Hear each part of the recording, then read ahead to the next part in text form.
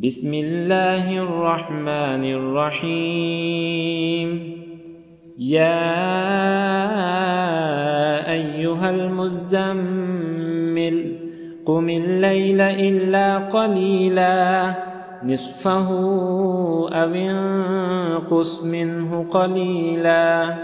أو زد عليه ورتل القرآن ترتيلا إنا سنلقي عليك قولا ثقيلا إن ناشئة الليل هي أشد وطئا وأقوم قيلا إن لك في النهار سبحا طويلا واذكر اسم ربك وتبتل إليه تبتيلا رب المشرق والمغرب لا إله إلا هو فاتخذه وكيلا واصبر على ما يقولون واهجرهم هجرا جميلا وذرني والمكذبين أولي النعمة ومهلهم قليلا إن لدينا أنكالا وجحيما وطعاما ذا غصة وعذابا أليما يوم ترجف الأرض والجبال وكانت الجبال كثيبا مهيلا إنا أرسلنا إليكم رسولا شاهدا عليكم كما أرسلنا إلى فرعون رسولا فعصى فرعون الرسول فأخذناه أخذا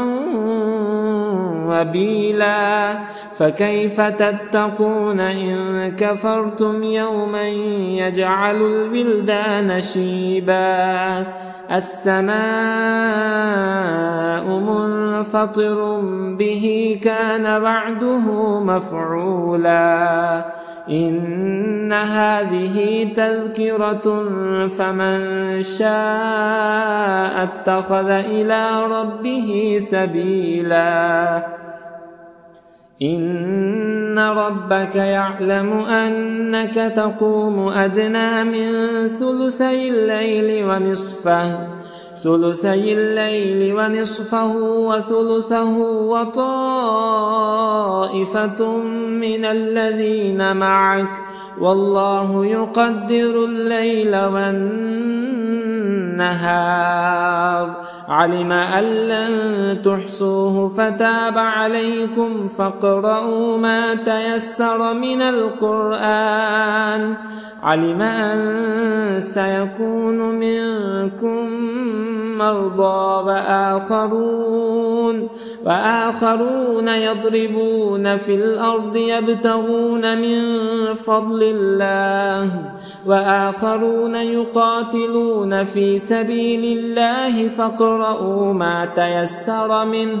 وأقيموا الصلاة وآتوا الزكاة وأقرضوا الله قرضا حسنا وما تقدموا لأنفسكم من خير تجدوه عند الله هو خيرا وأعظم أجرا واستغفروا الله إن الله غفور رحيم.